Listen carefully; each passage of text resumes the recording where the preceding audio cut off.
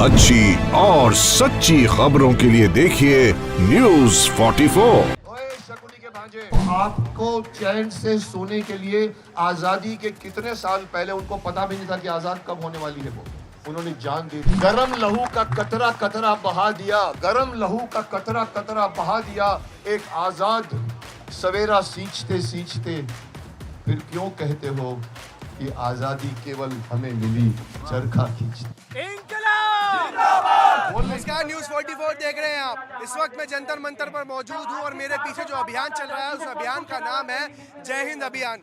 देश के लिए जान गंवाने वाले स्वतंत्रता सेनानियों को जो शहीद हैं, असल में शहीद हैं हमारे भारत के शहीद, उनको उनका हक, उनके परिवार, उनके वंशज को उनका हक दिलाने के लिए ये अभियान चल रहा है। मेरे पीछे आप देख सकते हैं कि इस अभियान के साथ बहुत सारे लोग जुड़े हुए हैं, जंतर मंतर पर एकत्रित हुए हैं और जो जिन लोगों ने इस देश की आज़ादी के लिए कुर्बानी दी, अपनी जान दी, उनको उनका हक दिलाने के लिए ये मांग कर रहे हैं। और केंद्र सरकार से इनकी शिकायत है कि क्या जो जिन लोगों ने हमारे देश के लिए आज़ादी दी, क्या उनको कागजों में शहीदी का हक मिलने का हक है या नहीं है।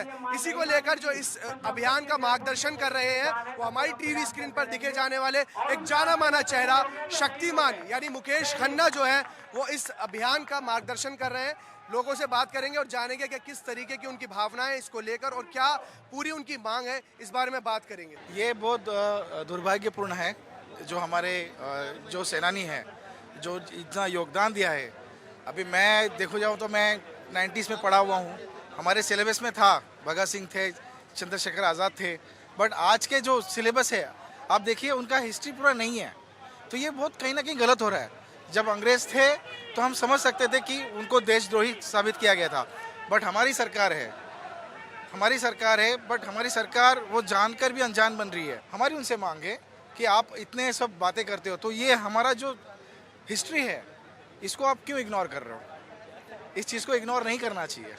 और आज का जो जनरेशन हमारा, उनको तो पता ही नहीं है चंद्रशेखर आज़ाद कौन है, भगत सिंह कौन है। अगर ऐसे ही चलता रहा तो फिर आगे चलकर ये अगले 70 सालों में ये पूरा ही ख़त्म हो जाना है। क्योंकि अगर हमें किसी को याद रखना है तो उसके बारे में पाठ्यक्रम में उसको शामिल करना पड़ेगा, उसको सब कुछ लिखना पड़ेगा, पढ़ाना पड़ेगा बच्चों को, ताकि आगे चलकर जनरेशन बाय जनरेशन वो याद रखे। और हम एक बात भी कहना चाहते हैं कि संस्कार, अगर हम अपना पास्ट भूल जाएंगे तो हमारा फ्यूचर भी सिक्योर नहीं है। तो कहीं ना कहीं हमें हमारे पास्ट को सिक्योर करना पड़ेगा ताकि हमारा फ्यूचर बेहतर हो सके। अभी जैसे हम लोग का अभियान चालू है तो इसी रिगार्डिंग हम लोग जैसे प्रमोशन वगैरह कर रहे हैं कि हम लोग जंतर मंतर आ रहे हैं। तो अब चूँकि मैं भी टीचिंग फील्ड से हूँ तो काफ़ी बच्चे मेरे कांटेक्ट में रहते हैं। मैं फिज़िक्स का प्रोफेसर हूँ जी।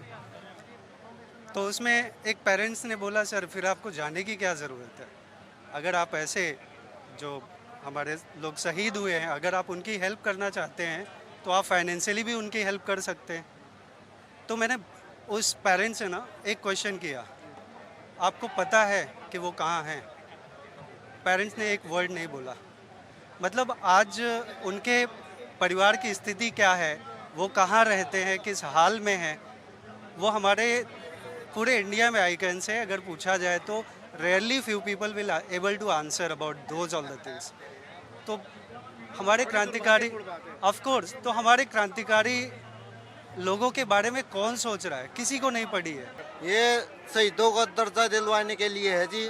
हमारी सरकार से और खासकर अमित शाह से ये मांग है कि वो इनको शहीद का दर्जा दिलवाए और बड़े से बड़े स्मारक बनवाए इनके। मैं कहना चाहता हूं कि क्या बात है, क्या देश के पास इतनी भी गैरत नहीं है कि जिस इंसान ने, जिस क्रांतिकारियों ने, जिनके यहाँ पर बैठे हुए हैं, वंशज बैठे हुए हैं, कभी इनको मान मिला है? कभी हमारे शहीदों को शहीदों का दर्जा मिला है?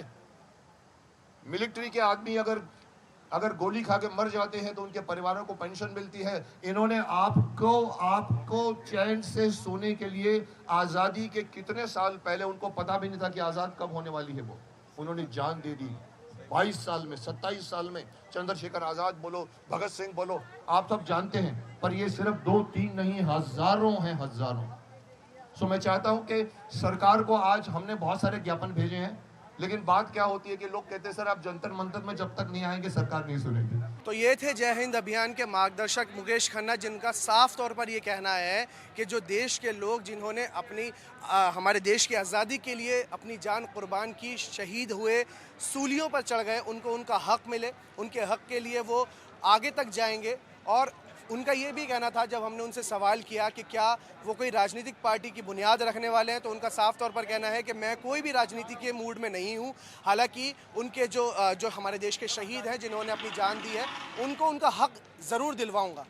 कैमरामैन सोनू के साथ मैं जिब्रान जरार खान, न्यूज़ 44 दिल्ली। अच्छी और सच्ची खबरों के लिए देखिए न्यूज़ 44।